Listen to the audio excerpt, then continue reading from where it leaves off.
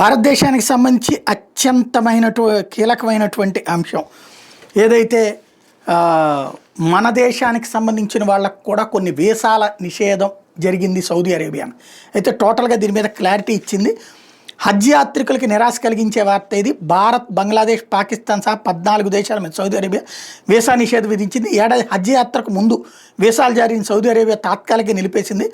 2025 జూన్లో హజ్ ముగిసేదాకా ఉమ్రా, వ్యాపార, కుటుంబ సందర్శన వీసాల జారీని ఆపేసింది. హజ్ రద్దీ నియంత్రణకు సరైన రిజిస్ట్రేషన్ లేకుండా హజ్ చేయడాన్ని నిరోధించడానికి ఈ చర్య తీసుకున్నట్టు తెలిపింది. గతంలో చాలామంది విదేశీయులు ఉమ్రా, విజిట్ వీసాల మీద సౌదీలోకి ప్రవేశించారు. ఆపై అధికారిక అనుమతి లేకుండా చట్టవిరుద్ధంగా హజ్లో పాల్గొనడానికి ఎక్కువ రోజు ఉండిపోయారు. ఇది తీవ్ర రద్దీకి దారితీసింది. వేడి రద్దీ వద్ద 2024 హజ్ యాత్రలో 1200 మంది యాత్రికులు మరణించారు. వీటిని నిరోధించడానికి వీసా నిబంధనలు కఠినతరం చేయాలని సౌదీ యువరాజు మహమ్మద్ బిన్ సల్మాన్ ఆదేశించారు. సవరించిన నిబంధనల ప్రకారం ఏడాది ఉమ్రా వీసాకు దరఖాస్తు చేసుకోవడానికి చివరి తేదీ 2025 ఏప్రిల్ 13. అయితే హజ్ యాత్ర ముగిసేదాకా కొత్త ఉమ్రా వీసాలు జారీ ఉండదు. హజ్ రద్దీ నియంత్రణకు మాత్రమే ఈ చర్యను సౌదీ హజ్ ఉమ్రా శాఖ స్పష్టం చేసింది. ఉత్తర్వులు ఉల్లంఘిస్తే 5 ఏళ్ల నిషేధం విధిస్తారు.